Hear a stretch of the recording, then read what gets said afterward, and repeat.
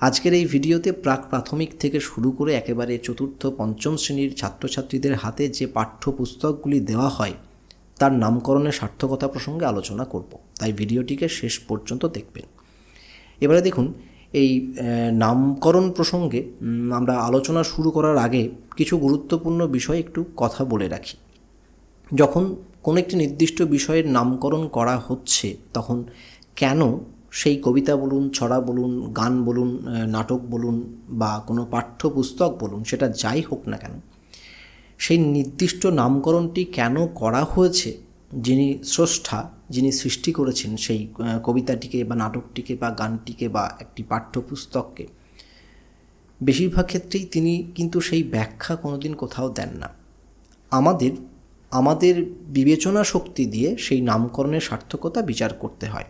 এবং আমরা যখন বিদ্যালয়ে পড়েছি তখন বিভিন্ন নামকরণের সার্থকতা প্রসঙ্গে আমরা তার সার্থকতা বিচার করতে গিয়ে বারবার দেখে এসেছি যে শেষ পর্যন্ত সেই নামকরণটি সার্থক হয়েছে এটাই প্রমাণ করতে হয়। তাহলে ইন্টারভিউ বোর্ডে আমাদের যখন এই পাঠ্যপুস্তকের নামকরণের সার্থকতা নিয়ে প্রশ্ন করা হবে তখন আমাদের উদ্দেশ্য হবে একটাই, যে আমি যে উত্তর দেব সেই উত্তর যেন এটিকে সমর্থন করে যে এই নামকরণটি সঠিক হয়েছে। এবারে শব্দের খেলা, বাক্যের খেলা, কথা বলার যে ধরন তার খেলা, এটিকে যদি ঠিকঠাক করে দিতে পারেন তাহলে মুখস্থ করার প্রয়োজন হবে না। যেমন প্রাক প্রাথমিক শ্রেণীতে আমরা নির্দিষ্ট পাঠ্যপুস্তকের পরিবর্তে বলবো যে দুটি কর্মপত্রকে দেখতে পাই, যার একটির নাম হচ্ছে মজারু এবং অন্যটির নাম হচ্ছে কুটুম কাটাম। এখন এই যে শব্দ আমরা খুঁজে পেলাম মজারু এবং কুটুম কাটাম, এর সার্থকতা যদি বিচার করতে হয়, দেখুন শিশুরা প্রথম বিদ্যালয়ে এসেছে, তাদের উপর যেন পড়াশোনার চাপ হঠাৎ করে বৃদ্ধি না করে দেওয়া হয় বা তাদের উপর চাপিয়ে না দেওয়া হয়, তার জন্য তাকে একটা বা দুটো কর্মপত্র দেওয়া হয়েছে। যে কর্মপত্রের বিষয়বস্তুগুলো কিন্তু শেষ পর্যন্ত শিশুর মনে মজা উদ্রেক করছে, অর্থাৎ মজার সৃষ্টি করছে, মজার জন্ম দিচ্ছে। আপনি যদি সেই কর্মপত্র দুটো তাকিয়ে দেখেন তাহলে দেখবেন সেখানে বিভিন্ন ছবি রয়েছে, রঙিন ছবি রয়েছে, দাগ কাটা শেখানো হয়েছে, বিভিন্ন গল্প রয়েছে। তাহলে এই নির্দিষ্ট বিষয় থেকে আমরা মজারু বইটির নামকরণের সার্থকতা বিচার করতে পারি। যে প্রাক প্রাথমিক শ্রেণীতে যে কর্মপত্রটি দেওয়া হয় শিশুদের, তার নাম হচ্ছে মজারু। এই কারণেই মজারু রাখা হয়েছে বলে আমি মনে করি যে এই কর্মপত্রটি শিশুদের মনে একাধিক মজার উদ্রেক সৃষ্টি করতে পারে। তারা এগুলি নিয়ে ব্যস্ত হতে হতে কখন যে নিজেকে মূল পাঠের সঙ্গে যুক্ত করে ফেলে, এই মজা করে আনন্দ করে এগুলোকে করতে করতে তারা সেগুলো জানতেই পারে না এবং একসময় তারা শিক্ষার মূল স্রোতের সঙ্গে নিজেকে যুক্ত করে ফেলে মজার ছলে। তাই সেই দিক থেকে বিচার করলে মজারু নামকরণটা আমার মনে হয় সার্থক হয়েছে। এখন দেখুন, এর মধ্যে খুব গুরুত্বপূর্ণ কোনো বিষয় কিন্তু নেই, অর্থাৎ এই কর্মপত্র, সেই কর্মপত্র যে অভ্যাস করছে, সেই কর্মপত্র নিয়ে যে কাজ করছে তার প্রচণ্ড মজা লাগছে এবং এই মজা করতে করতে একদিন সে পাঠ্যপুস্তককে ভালোবেসে ফেলছে এবং শিক্ষা ব্যবস্থার সঙ্গে নিজেকে যুক্ত করে ফেলছে। তাই আমার মনে হয় এই মজারু নামকরণটা সার্থক হয়েছে। এইবারে এর সঙ্গে আপনি আপনার মতো করে কিছু জুড়ে দিন, কিছু বাদ দিয়ে দিন, আশা করি একটা উত্তর আপনার কাছে তৈরি হয়ে গেল। মুখস্থ করার প্রয়োজন নেই, শুধু নন্দী একাডেমির ভিডিওগুলিকে শেষ পর্যন্ত দেখতে হবে। বেশ, আসুন এবারে আমরা যদি চলে যাই যে কুটুম কাটাম, তাহলে আমরা জানি যে অবনীন্দ্রনাথ ঠাকুরের একটি শিল্প সৃষ্টি আছে যার নাম হচ্ছে কাটুম কুটুম। এই কাটুম কুটুম এবং কুটুম কাটাম, এই নির্দিষ্ট শব্দবন্ধগুলি আমরা উচ্চারণ করার সময় প্রায়শই ভুল করে ফেলি। অবনীন্দ্রনাথ ঠাকুর মহাশয়ের যে নির্দিষ্ট শিল্প সৃষ্টি তার নাম হচ্ছে কাটুম কুটুম, আর এই প্রাক প্রাথমিক শ্রেণীর যে কর্মপত্র তার নাম হচ্ছে কুটুম কাটাম। এই দুটি যেন ভুল না হয়ে যায়। তাহলে আপাত তুচ্ছ ফেলে দেওয়া বিষয়বস্তু দিয়ে অবনীন্দ্রনাথ ঠাকুর মহাশয় একটা নতুন শিল্পর জন্ম দিয়েছিলেন, নতুন শিল্প সৃষ্টি করেছিলেন, তার নাম রেখেছিলেন কাটুম কুটুম। ঠিক একই রকমভাবে যে বিষয়গুলি আমাদের কাছে, বড়দের কাছে আপাত তুচ্ছ বলে মনে হচ্ছে, সেই ধরনের অতীব সহজ সরল সাধারণ বিষয়বস্তু দিয়ে শিশুদের জন্য একটি কর্মপত্র তৈরি করা হয়েছে, যে কর্মপত্রের মধ্যে দিয়ে শিশুদের শিক্ষা ব্যবস্থার মূল স্রোতে ফিরিয়ে নিয়ে আসার চেষ্টা করা হচ্ছে, তাদের মনে মজার উদ্রেক করা হচ্ছে, শিক্ষা যেন তাদের কাছে ভয়হীন রূপে দেখা দেয়, আনন্দময় রূপে দেখা দেয়, সেই ব্যবস্থা করা হচ্ছে এই কুটুম কাটাম কর্মপত্রটির মধ্যে দিয়ে। তাই অবনীন্দ্রনাথ ঠাকুর মহাশয় যেমন ফেলে দেওয়া জিনিসপত্রগুলিকে দিয়ে নতুন একটি শিল্প সৃষ্টি করেছিলেন, ঠিক একইভাবে প্রাথমিক শ্রেণীতেও আপাত তুচ্ছ বিষয়বস্তুগুলিকে দিয়েই কিন্তু শিশুদের মনোরঞ্জন করার এবং তাদের পাঠে ধরে রাখার ব্যবস্থা করা হচ্ছে। তাই তার সঙ্গে সামঞ্জস্য রেখে এই বইটির নামকরণ করা হয়েছে কুটুম কাটাম। এবারে দেখুন কেন নামকরণটা করা হয়েছে সেটা তো কোথাও উল্লেখ করা নেই। এখন আপনার কাজ হচ্ছে নির্দিষ্ট শব্দ দিয়ে এটাকে ব্যাখ্যা করা। তাহলে এই ব্যাখ্যাটাও নেহাত খারাপ কিছু হলো না। এখন আপনার কাছে যদি এর অন্য কোনো ব্যাখ্যা থাকে তাহলে আপনি অবশ্যই কমেন্ট বক্সে কমেন্ট করে জানাবেন, সেটা আমি বা আমার মধ্যে দিয়ে বাকি যারা আমার দর্শক রয়েছেন তারা সবাই জেনে যাব। বেশ, এরপরে আমরা চলে আসি পরের বই ক্লাস 1। সেখানে কি রয়েছে? সেখানে পাঠ্যপুস্তক রূপে আমরা যেটা দেখতে পাই সেটা হচ্ছে আমার বই এবং সহজ পাঠের প্রথম ভাগ।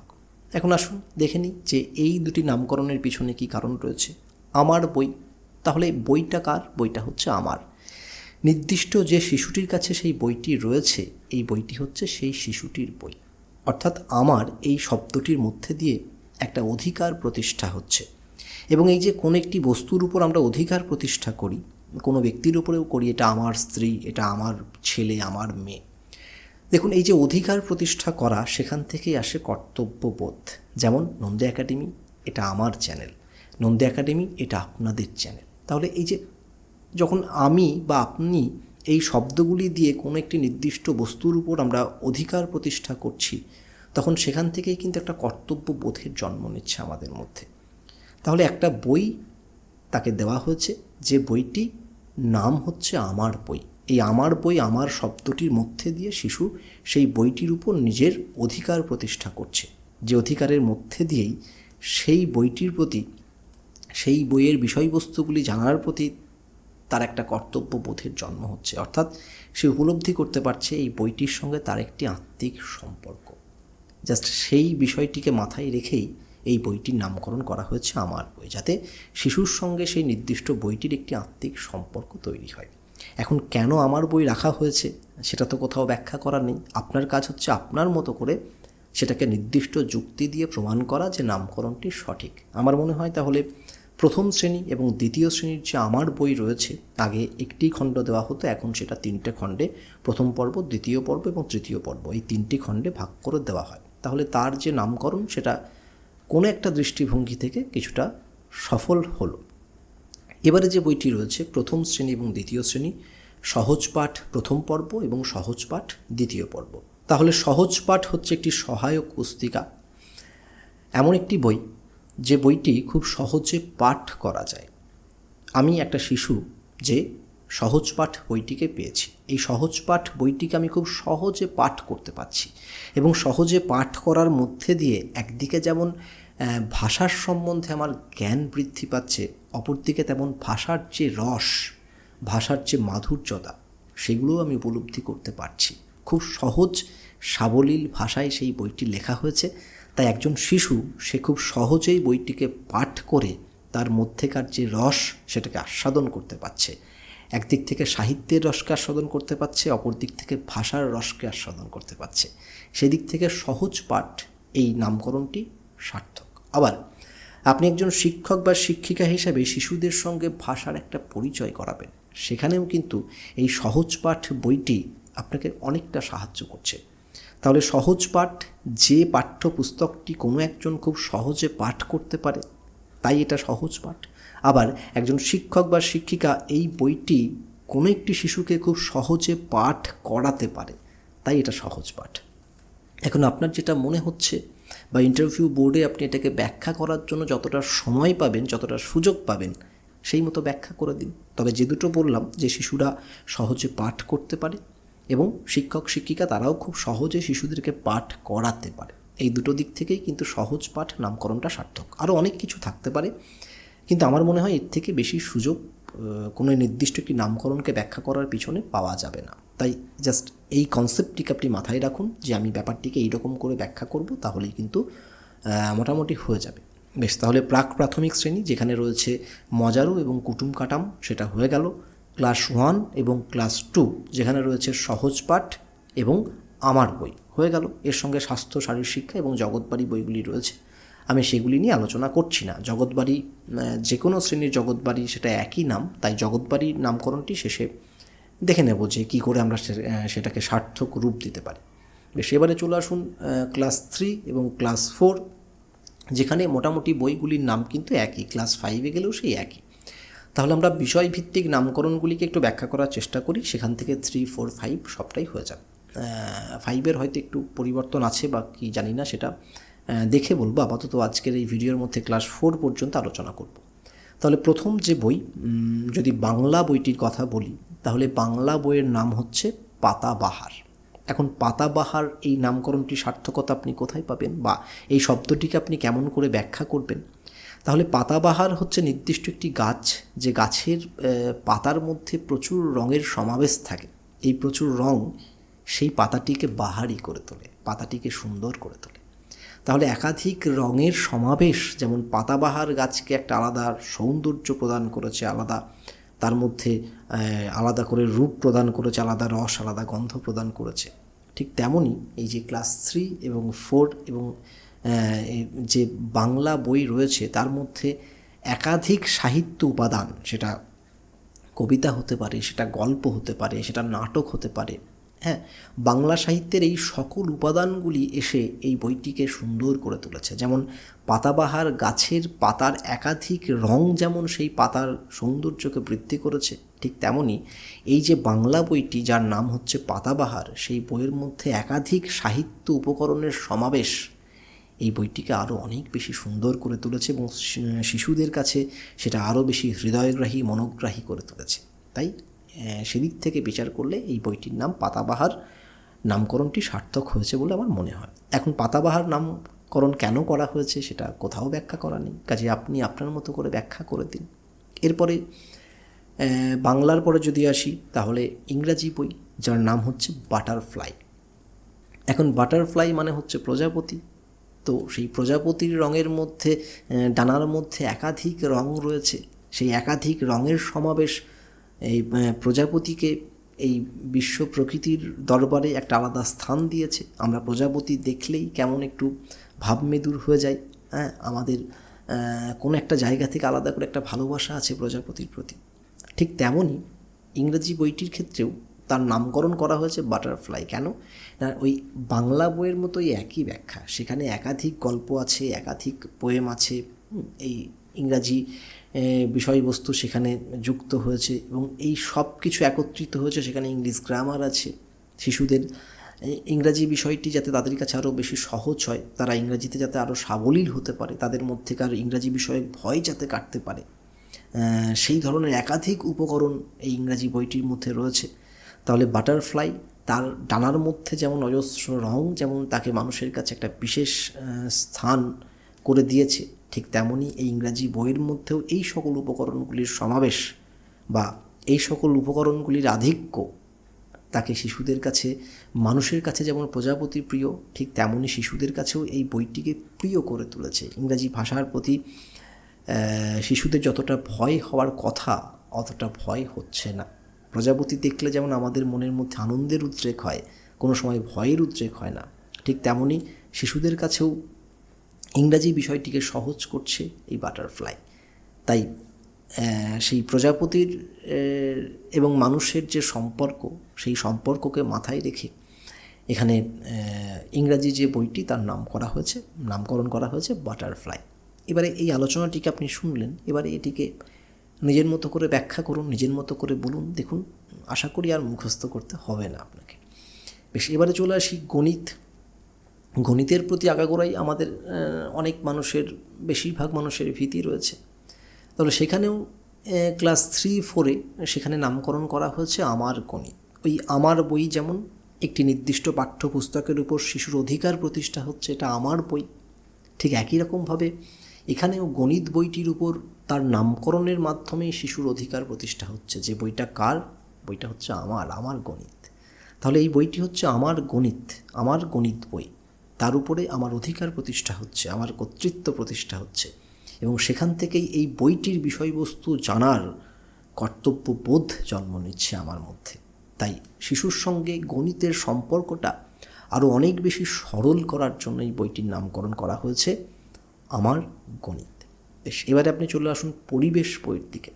এবারে যেমন আমার বই, ঠিক পরিবেশের ক্ষেত্রে বলা হচ্ছে আমাদের পরিবেশ। খুব ইন্টারেস্টিং কিন্তু। গণিত বই, ক্লাস 1 এবং 2 এর যে বইটির মধ্যে বাংলা, অঙ্ক, ইংরেজি সব রয়েছে তাকে বলা হচ্ছে আমার বই আর আমার গণিত। কিন্তু পরিবেশের ক্ষেত্রে বলা হচ্ছে আমাদের পরিবেশ। এখন কেন আমার পরিবেশ হলো না, কেন আমাদের পরিবেশ হলো?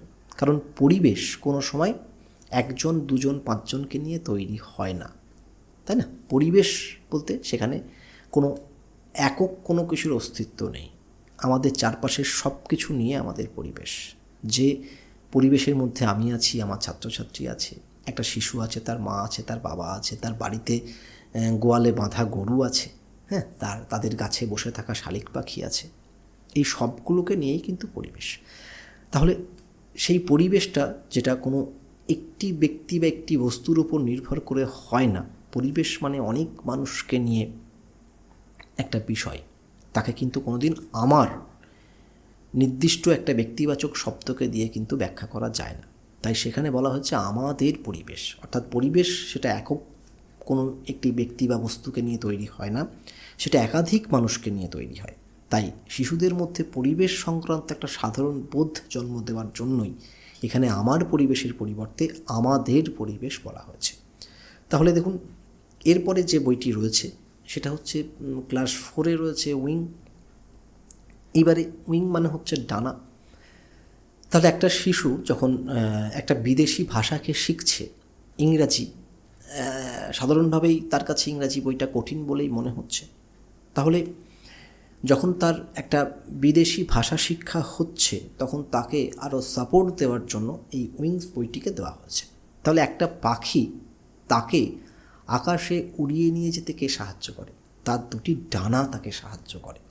ঠিক একই রকমভাবে একটা শিশু যখন ইংরাজির আকাশে সবে সবে প্রবেশ করেছে তার বাটারফ্লাই বইটির মধ্যে দিয়ে, তখন তার সেই শিশুটিকে আরও 2টি ডানা যুক্ত করছে তার এই উইংস, অর্থাৎ যে নির্দিষ্ট বইটির উপর ইংলিশ গ্রামারের উপর জোর দেওয়া হয়েছে সেই বইটি। তাহলে এই বইটি যখন শিশুরা হাতে পাবে এবং নিয়মিত অভ্যাসের মধ্যে দিয়ে যাবে, তখন যেন তার হাতের পাশে 2টি আলাদা ডানা এসে যুক্ত হবে এবং ইংরাজির আকাশে সেই ডানার উপর ভর দিয়ে সারা জীবন উড়ে বেড়াবে। তাই এই বইটির নাম হচ্ছে উইংস। তাহলে একটা পাখিকে যেমন উড়তে সাহায্য করে তার ডানা, ঠিক তেমনই একটা শিশুকেও ইংরাজির আকাশে উঠতে বা ইংরাজি ভাষাটিকে শিখতে অনেকটা সাহায্য করছে এই উইংস বইটি। তাই সেদিক থেকে আমার মনে হয় যে এই বইটির নামকরণ উইংস একেবারে সার্থক হয়েছে।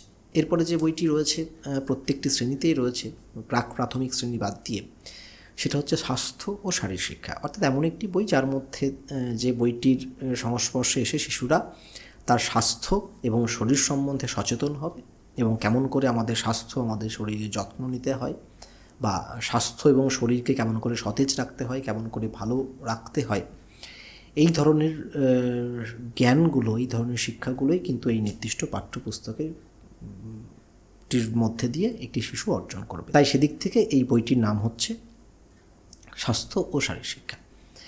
এরপরে যে বইটি থাকলো তার নাম হচ্ছে জগৎ বাড়ি। দেখবেন প্রত্যেকটি ক্লাসেই কিন্তু রয়েছে প্রাথমিক শ্রেণী বাদ দিয়ে, যেখানে বিভিন্ন ছবি রয়েছে এবং ছবির মধ্যে দিয়ে শিশুদের কিছু কিছু সামাজিক শিক্ষা দেওয়া হয়েছে, যে শিক্ষাগুলো বর্তমান এই সামাজিক প্রেক্ষাপটে একান্ত জরুরি। তাহলে আমার বাড়ি কোনটা? আমার বাড়ি কি শুধু এটা? না, এই 4টে দেওয়াল এটা আমার বাড়ি না, এই গোটা জগৎটাকে নিয়েই হচ্ছে আমার বাড়ি।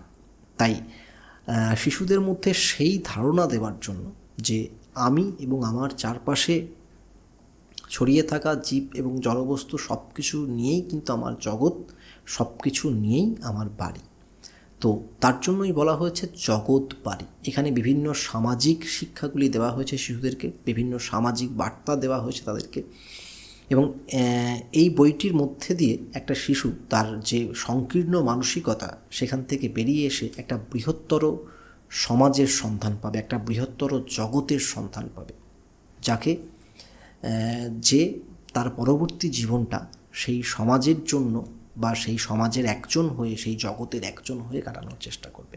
তাই সেই বৃহত্তর সমাজের সন্ধান দেওয়ার জন্য এই যে পাঠ্যপুস্তকটি শিশুদের হাতে তুলে দেওয়া হচ্ছে, সেটির নাম দেওয়া হয়েছে জগৎবাড়ি।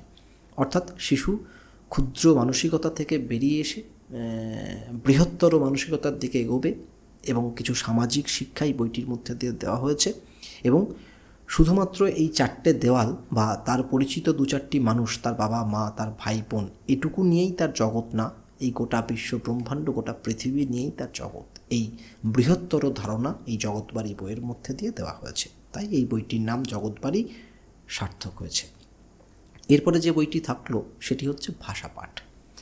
তাহলে এটিও হচ্ছে বাংলা ব্যাকরণ বই বা বাংলার একটি ব্যাকরণ সংক্রান্ত সহায়ক পুস্তিকা।